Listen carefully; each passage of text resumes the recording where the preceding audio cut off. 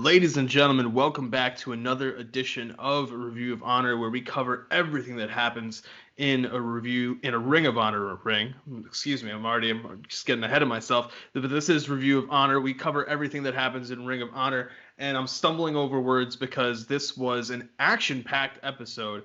I mean, I knew that this main event was gonna be good, but I didn't think it was gonna be as good as it turned out to be, and I think that's just watching it and watching it back today just to refresh everything just threw me again. I was like, wow, this is really, really amazing stuff. But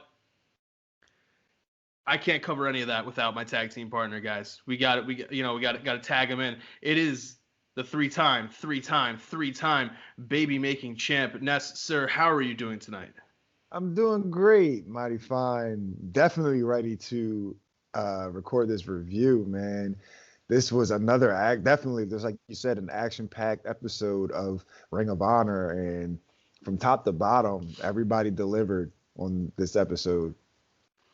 Yeah, it was really, really great stuff that keeps some people's momentum going, stirs the pot when it comes to who is the dominant faction or group in Ring of Honor, and for some people, it maybe kind of makes them question what is going on with everything that is happening for them in Ring of Honor.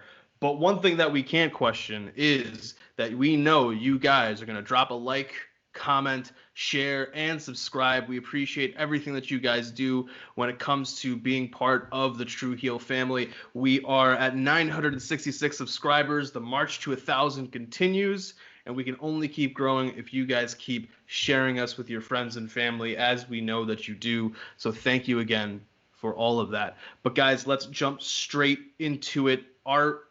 We open up with Quinn McKay talking about everything that's going down between the everything that's been happening with Ring of Honor coming out of COVID, and she starts setting up the matches for the evening. We are going to be getting Josh Woods versus Dalton Castle in a Pure Rules match.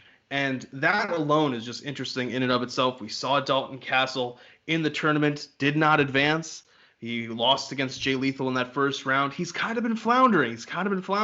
And during his promo video, which I thought was actually really well done, he's talking about how, the only way to win is to put yourself out there. But when you put yourself out there, you can lose. And that is something that has been happening to him. He's been going back and forth. And his promo video juxtaposed really well with Josh Woods, where Woods is breaking down the similarities between them, but Josh Woods still has that level of confidence, that level of cockiness, and you can kind of see that for Dalton Castle, it's kind of that level of confidence is maybe starting to droop a little bit, like he's starting to lose it, and this match it reinforces that. It reinforces it just that much more, because this is a Pure Rules match that, yet again, another Pure Rules match that is going almost to the limit of 15 minutes. I kind of like how they keep doing that, using that 15-minute time limit to keep making us think it's going to go to the judges, because when they finally do make it go to the judges, it's that much more powerful, like just how we saw with Kenny King in his match during the tournament. But after 14 minutes and 27 seconds, Josh the Goods Woods is able to put Dalton Castle away. I thought this was actually a pretty good match, and this was what I liked about it was, without having the crowd there, you could really hear them interacting with each other and talking to each other during the match. Dalton's just like, you got some powerful legs, man. Like, you like, what am I supposed to do? Like, how am I supposed to bring you down? And Josh Woods is just like, I'm almost there. But the story of the match that's being told of Dalton Castle, like trying to find ways. That's something that he talked about in his promo video. He doesn't know if Josh Woods can solve puzzles the way that Dalton Castle can. But Dalton Castle was not the person who could solve the puzzles, because Woods comes away with the win. I gave this one, I'd say, like maybe 2.5 stars. Ness, what were your thoughts? I gave this match 2 3/4 stars. I really enjoyed it for the fact that both these guys definitely have a real background that are pretty much similar. They're both and former amateur wrestlers. So a lot of their in-ring offense comes from, the styles that they've been pretty much wrestling their whole, like, preferred, like real wrestling their whole lives. Um, it just goes up into, like, they both have the similarity in the backgrounds, but it's the personalities and their mindsets that differ from that make these guys different. I really like how Josh is usually like a fun having guy. Like, he likes to joke around somewhat, but like he was just kind of focused this episode and for this match because coming off the loss to Flip in his last pure match, that left a sour taste in his mouth. So he obviously nobody's going to enjoy a loss. And then obviously we've been seeing, I don't want to call it a downward spiral, but I'll call it the roller coaster for Dalton Castle. He'll get a win here and then it's another loss like right after. So both these guys are looking for a decisive win to give them momentum, give them a boost in the pure division. And Josh Woods was just that much better in this match. And there was a lot of back and forth action. I like the fact that he played up on Josh Woods, played up on working the abdomen of Dalton Castle. And then, Dalton Castle, he just tried to meet Josh Woods back with that same energy and that same intensity, that he was throwing at him. At one point, they were on the outside of the ring, the ref's trying to get him to come back in. Dalton Castle does I think it was a gut wrench suplex into the barricade, and then he's like, the ref's like, no, that's enough. He's like, yeah, that's enough. You're right, that's enough. After he just flung this guy into the barricade. But then, so I really enjoyed the match. But what I really, really enjoyed was the post segment after the match when Josh met with Quinn McKay, and he just seemed upset because during the match there was parts where they were brawling, going outside the ring, things that the pure division are kind of like, it's as long as you're not throwing a closed fist, it's all legal. So although he might not liked it, it's legal. But I'm liking the fact that Josh is really starting to want to become one of the main guys and the main attractions for the pure division. He said, like, look, I'm just supposed to go out here and wrestle, put on submissions, grapple. There was too much fighting, too much brawling going on.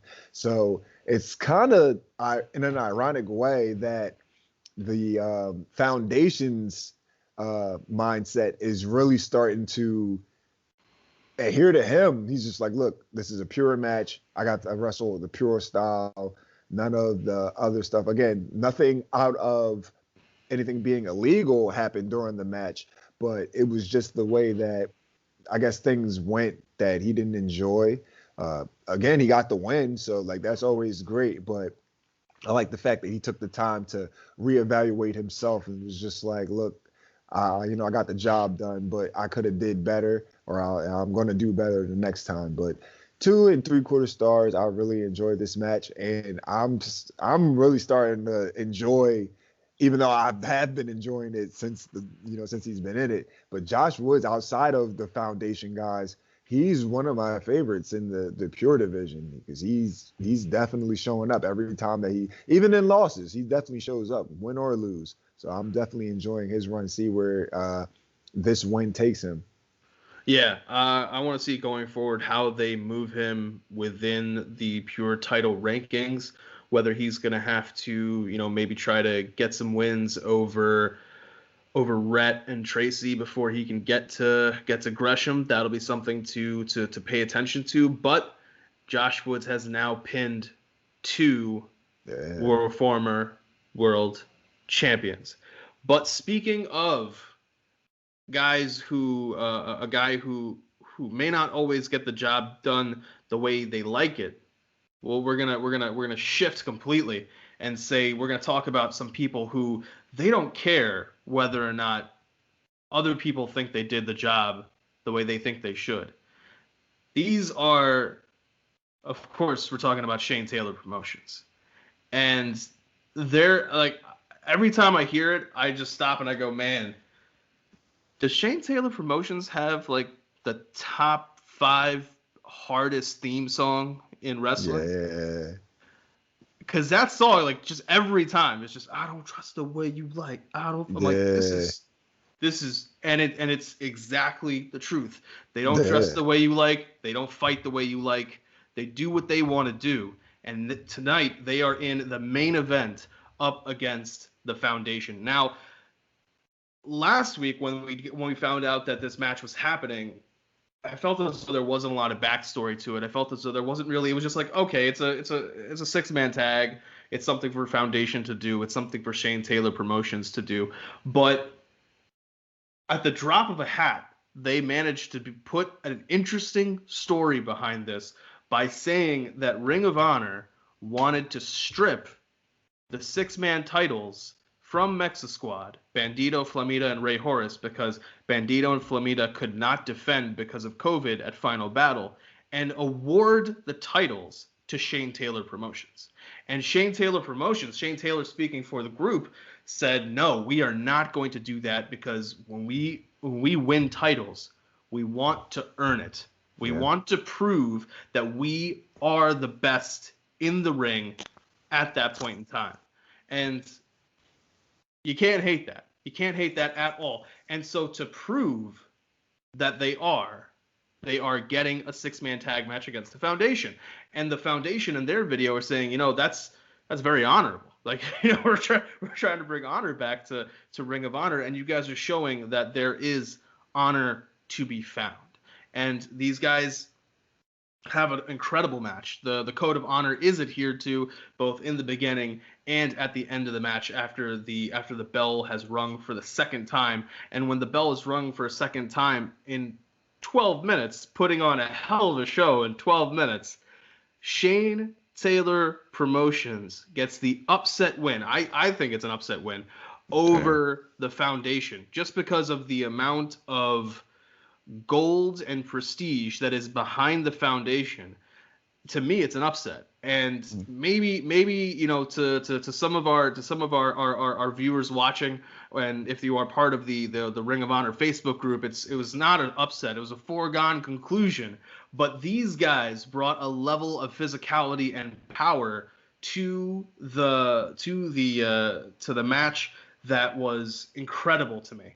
This was just situations like Gresham trying to go for that diving crossbody and just bouncing off of I think Moses.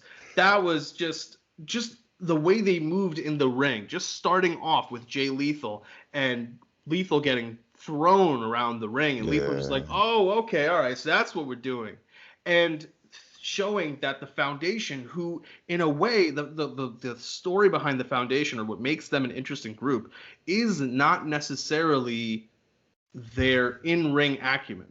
What it is really is game plan. They have a game plan that they know how to execute, and they can execute that game plan better than anybody else, and that's why they have wins. So when you see in this match the Foundation having to roll to the outside and have like a halftime, we're down and out. Can we get some, so shout out to a fellow true heel. Can we get some Marrera magic to try to turn this around? And no, they can't. Shane Taylor Promotions keeps that pressure on, and I gave this one 3.25. I thought this was a really great main event. Ness, what were your thoughts, sir? I also gave this 3.25, but man, I did not see, even though I probably should have seen it coming, I did not see Shane Taylor Promotions getting the victory here. And the thing I liked about this match so much was it made Jay Lethal and Tracy Williams question, should they continue to keep trying to be pure wrestlers, or to fight the way that Shane Taylor Promotions is fighting. Of course, Jonathan Gresham said, no, let's just stick to the plan. Let's stick to the plan. And that in itself, these guys are here, as in Shane Taylor Promotions, they're here to, make a name for themselves. Again, they were manhandling the foundation for a good amount of the match. So it came down to the point where, all right, this isn't working for us. What are we going to do? Are we going to stick to our guns, or are we going to drop down to their level? Of course, Jonathan Gresham, though, let's just stick to our plan. Let's just do what we do best. And they did. They tried to do that. And at one point, it seemed like it was going to work. At the end of the night, it didn't work out so well in that aspect. But I just love the little subtlety in the storytelling that they even questioned themselves, like, oh man, should we divert from the plan and come up with something new, or should we just keep doing what we know and what we are the best for? So that's just great character development in itself. I love the finish. Lethal going for the lethal injection. Shane Taylor catching him and then hitting him with Welcome to the Land. That was just, and the fact that when it happened, I'm just like, it's over. I'm just now that I'm thinking about it, Lethal and Jonathan Gresham are the tag team champions. Now I don't know if they're going to play into this. This might lead to a tag team title match at some point. This is definitely a feather in the cap for Shane Taylor Promotions. These guys just got I guess the 6-man division, if that's what you want to call it. These guys just got to win. So that's definitely going to put them another step into this division, get another title shot, hopefully sometime soon with Flamita and Bandito, hopefully returning to Ring of Honor soon. But again, another major win for Shane Taylor. He's beaten Kenny King. He's pinned former world champion Jay Lethal. Like, he's definitely another former champion, Jay Briscoe. So he's just like racking up these wins, these major wins. So I love the fact that he's pretty much the number one contender, or one of the number one contenders, because Flip Gordon has a number one contender's shot in his back pocket. But this is a proper way to build up your number one contender for your world champion, for a world championship title shot. He's beating former world champions. He had gone out there putting on phenomenal performances, and he's definitely making himself look like a believable threat to Roosh and going after the ROH World Championship. So I really want to see where they go with this. Again, I don't know if they're going to use that Lethal being pinned, him being a tag team champion. Will they implement that? Because usually when you beat a champion, you get a title shot. Or will they forego just the regular tag team titles and just focus on the 6-man title, since these guys got the win in that division? So either way, I'm all for it. Now I'm just, at this point, man, I'm just ready for Roosh versus Shane Taylor. And I don't even care about the outcome. I just want to see it. Yeah, it was really incredible, because in the span of a few minutes, at the end of Final Battle, we saw LFI staring down on one side and Foundation staring down on the other side, and just in a few minutes, Shane Taylor Promotions reminded us, no, there's like a third group around here. There's more than just these guys. So that's something I'm looking forward to as well. Shane Taylor, after he pins Jay Lethal, it's just like Caprice Coleman's just like, he's now got Jay Briscoe and Jay Lethal now under his belt. That's incredible. And this was a solid match. The level of physical, like, it's crazy when you think about, to your point, how they're coming in with their game plan of, we are the Foundation and we are, pure wrestling, we are honorable, and then all of a sudden they got punched really hard in the face. Literally. by Shane Taylor. Literally. And they're just like, but do we need to be honorable? Like, should we? Like, it works. It doesn't have to work. We have to do it all the time, right? Like, yeah. This was a really, really great match in that sense, and I'm looking forward to seeing how they pit these groups, these factions against each other, especially because, and this is I forgot to mention earlier, Dragon Lee might not even fully be involved in this whole situation. Dragon Lee might be in a situation where he has to deal with the one, the only Brody King. Because after after he defended the title successfully against Ray Horace last week, he is backstage and Quinn McKay is there trying to do an interview, and Brody King walks into the frame to basically lay his claim to being the next challenger for the TV title. And, Ray Horace did literally ask like a second before, who's the next challenger? So you got to be careful sometimes. You got to be careful what you wish for. And that's also the case of what happened with the Foundation. They wanted to mix it up. They were the ones who wanted to mix things up with Shane Taylor Promotions. And as they found out this evening, you got to be careful what you wish for. So I'm definitely looking forward to see how they play all this out and how they tell this story. But guys, we gotta bid you farewell for now until the next time that Ring of Honor comes on. Ness, tell the fine people where they can find you, sir. You guys can follow me on Instagram at skinny__Kravitz, Twitter at skinny_Kravitz, and right here on the True Hill Heat YouTube channel. Clearly, you can find me on Review of Honor with my man, the StatKing, the man of 1,004 numbers. You can catch me on Blunt Impact and Joyce and Jabronis with my man, Chris G. We form the Pot Heels. Smoke a little smoke, watch a little wrestling. If you enjoy either of those, come join us. And I'm also the Roundtable Rebel. I'll pop up on the Roundtable for the pay-per-views. And I might show up on somebody else's show here and there because, I was the sixth man coming off the bench, but now I'm a starter. And I still feel as though I need to do my six-man duties at times. So, yeah.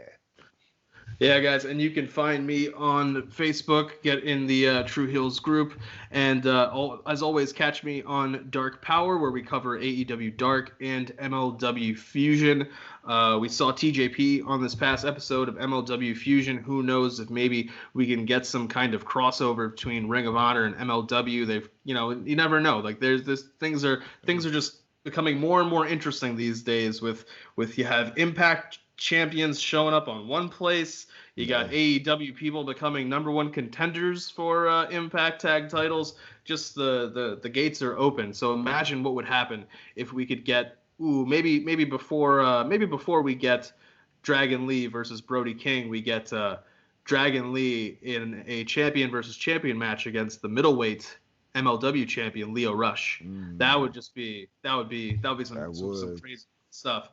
We can only hope. But guys, until next time, we appreciate all of you guys spending time with us. Remember to hit that like, comment, share, subscribe. On behalf of myself, the StatKing, on behalf of the three-time baby-making champ, Ness, this has been Review of Honor. And take care of yourselves, take care of each other. Peace.